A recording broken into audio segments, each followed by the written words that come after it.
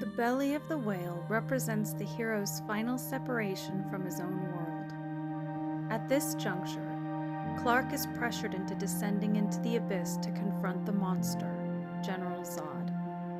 This will be his biggest psychological test to date.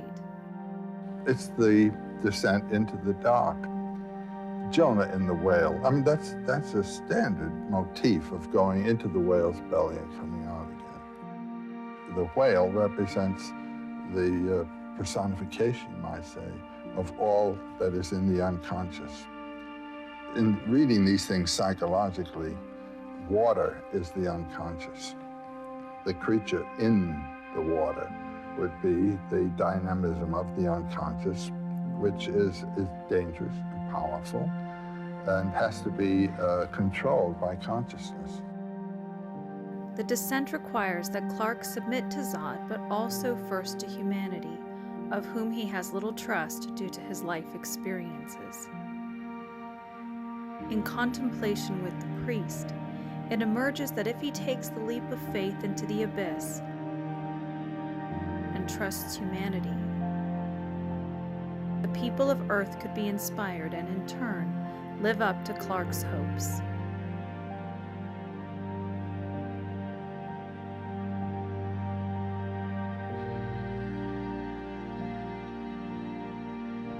As Clark begins the descent and offers himself to mankind, he is reunited with Lois.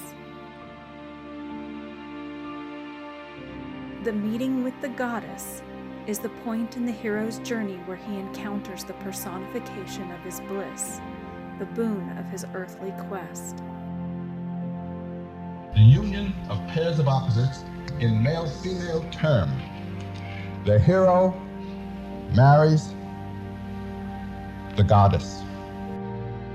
The symbology of pairs of opposites united, of temporal and eternal principles identified, is rendered in terms of the sexual polarity. Having previously discovered Clark's true identity, by not giving him up and allowing him to come forward when he was ready, this meeting takes on a new dimension. Clark thanks Lois for believing in him, and while she says it didn't make much difference in the end, Clark lets her know that it mattered to him. As is common in mythology, the interest of our hero's love is on her own journey. Side by side, Lois and Clark continue their journeys into the belly of the whale, portrayed by the beautifully designed Kryptonian scout ship, itself resembling a whale. In the whale's belly, the hero goes into the abyss alive. Now in the abyss, Clark is confronted for the first time by General Zod, and as is typical at this stage, must overcome an initial obstacle.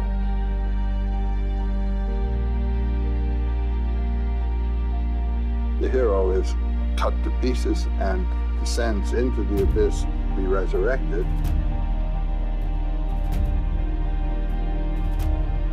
Woman as the Temptress is a step in the hero's journey where he is tempted to stray from his quest. As in Clark's case, this temptation need not be from a woman, as the woman is a metaphor for the physical or material temptations of life. Here, Zod attempts to make Clark sympathize with his and Krypton's plight by lying to him about Jor-El's motives for sending Clark to Earth with the as-yet hidden Codex. He can save Krypton. In Christ and the Buddha, Campbell gives examples of this classic mythological motif. Christ, there's a perfectly good hero deed formula represented there. And he undergoes 3 temptations. The economic temptation, change the stones to bread. Next, let's go up to the top of Herod's temple and see you cast yourself down. And God will bear you up and you won't even bruise your heel. And then we have the political temptation. He's taken to the top of a mountain and shown the nations of the world and says, you can come into control of all these if you'll bow to me. Those are the 3 temptations of Christ.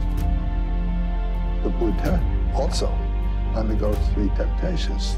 And one is that of lust, another is that of fear, and another is that of social duty, doing what you're told.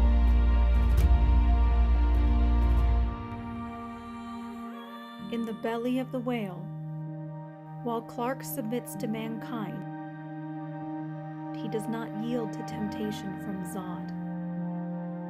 He overcomes this psychological test and has his final conversation with Jor-El before escaping the whale, where he is told he can save Lois and the world.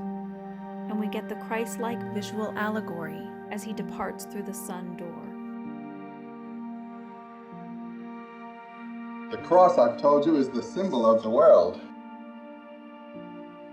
He goes through the cross, leaves the 4 dimensions behind him, goes through the sun door, just at the moment when the crash comes.